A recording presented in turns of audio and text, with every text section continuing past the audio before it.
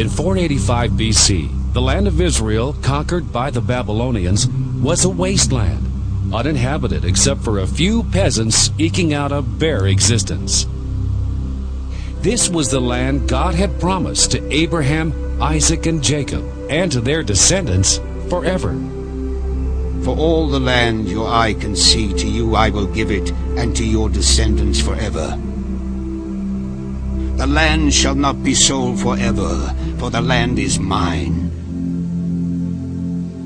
The once proud inhabitants of the Promised Land had been slaughtered, scattered, and carried to Babylon, where they had spent 70 years, as Jeremiah had prophesied. This whole land shall be a desolation and an astonishment, and you shall serve the king of Babylon 70 years. Many Jews had returned to Jerusalem to rebuild the temple, but the city itself still lay desolate, its walls broken down and its gates burned. In that hopeless hour, God spoke through Zechariah, one of the most remarkable prophecies ever recorded. It concerned what the Bible calls the last days. Behold, I will make Jerusalem a cup of trembling. I will make Jerusalem a burdensome stone for all people. The fulfillment of this prophecy, following the amazing rebirth of Israel in 1948, has been witnessed by the world. Exactly as the Bible foretold, not New York, Berlin, or Moscow, but tiny Jerusalem is the world's greatest burden. So great is it that the United Nations Security Council has devoted nearly a third of its deliberations to Israel, which has 1/1,000th of the Earth's population.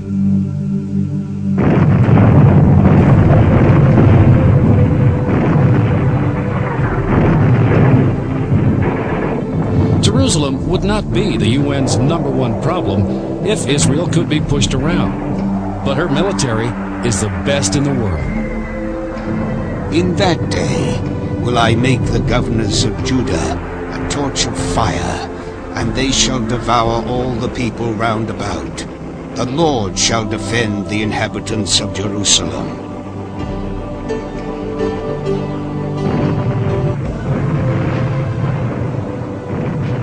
Exactly as foretold, Israel has devoured her attackers, winning every war against overwhelming odds.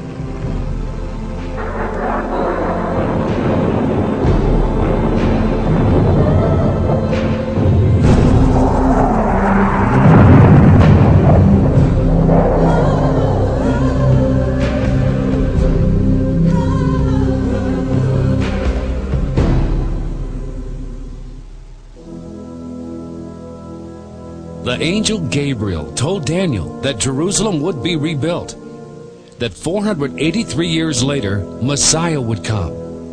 His own people, Israel, would reject and crucify him, and the city and temple would be destroyed again. And so it happened. And after shall Messiah be cut off, but not for himself and the people of the prince that shall come shall destroy the city and the sanctuary.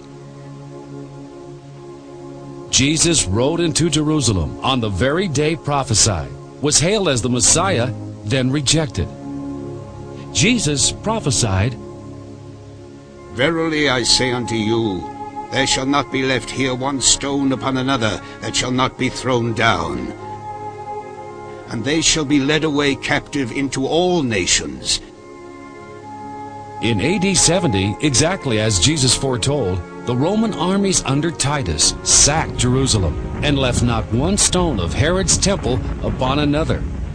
More than 1 million Jews were killed, and the remnant were scattered to every nation.